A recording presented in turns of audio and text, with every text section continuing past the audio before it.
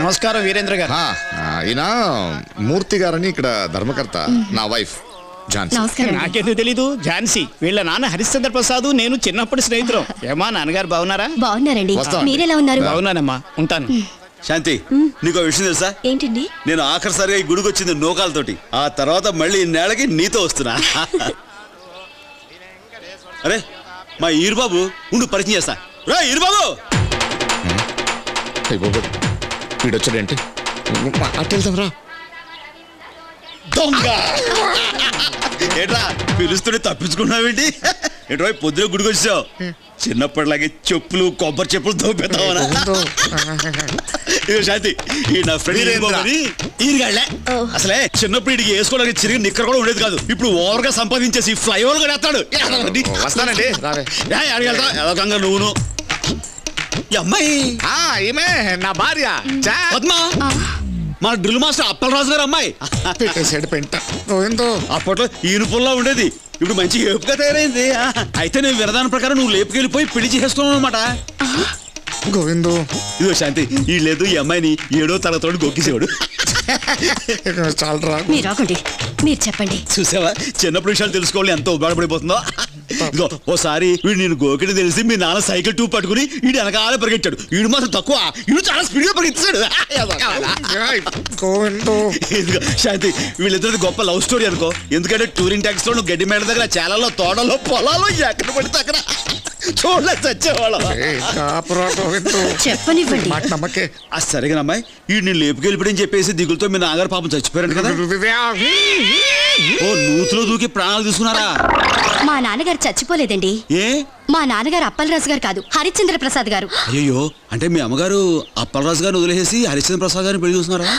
నా పేరు పద్మ కాదండి, ఝాన్సీ. మా నాన్నగారి పేరు హరిశ్చంద్ర ప్రసాద్ గారు.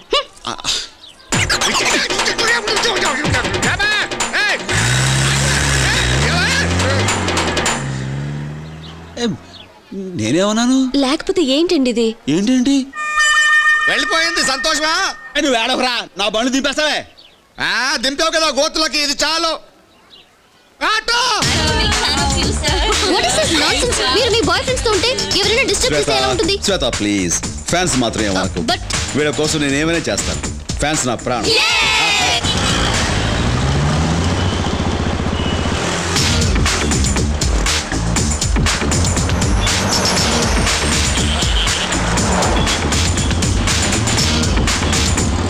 ఏంటో అర్జెంటు సెలవేండి. ఈ మధ్య అమ్మాయిలు ఎండేసుకుని తిరుగుతున్నావంట. అమ్మాయిలు కాదండి, అమ్మాయి. సర్లే, ఏదో ఒకటి. తిరుగుడే కదా. అడిగేవాళ్ళు లేరనా? ఎవరా అమ్మాయి? చెప్పి తిను. మాట్లాడమే. అది శ్వేత అని ఫ్యాషన్ కాలేజీలో ఫ్రెండ్. ఏంది లవ్వింగా? కొంచెం అలాంటిదే. ఆ అమ్మాయి అడ్రస్ చెప్పు, ఈయన వెళ్ళి మాట్లాడొస్తారు. చాలా పెద్ద కొంపే. ఏమండి ఏమండోయ్, ఇది పెద్ద ఇంట్లో వాచ్మెన్ కూడా పెట్టుకోలేదేంటి? నో రావు గారు, nothing to worry, just believe me. No problem sir.